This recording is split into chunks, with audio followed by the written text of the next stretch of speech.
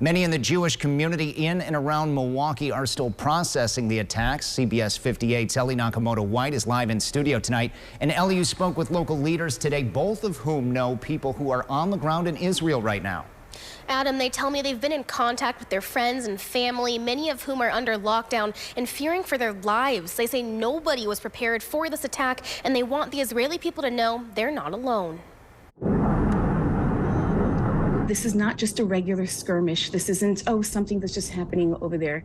Today was a day that was unprecedented. Shock, dismay, and outrage across the world as Israel fell under attack Saturday. It really kind of caught Israel off guard, it seems, and I think that's something that will need to be addressed. Israeli Prime Minister Benjamin Netanyahu officially declaring they are at war and vowing revenge. This after Palestinian militants fired thousands of rockets into the country, invaded several towns and military bases, and kidnapped civilians. 300 Israelis.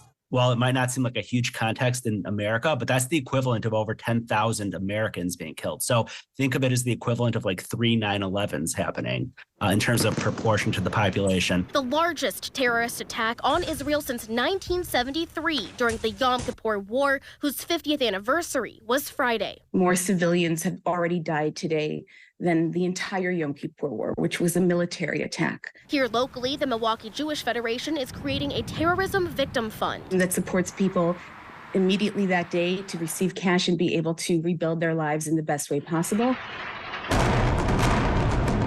This attack also falling on not only Shabbat, the Jewish day of rest, but a holiday weekend in Israel and for Jews around the world. At the end of the day, half of the world's Jewish community lives in Israel.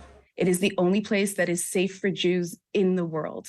And so they're tenacious and resilient, and they will get through this, and we will be standing by them. Now, both of those organizations are working on other ways to help the victims in this attack. If you want to donate, we have those links on CBS58.com. Live in studio, Ellie Nakamoto-White, CBS 58 News.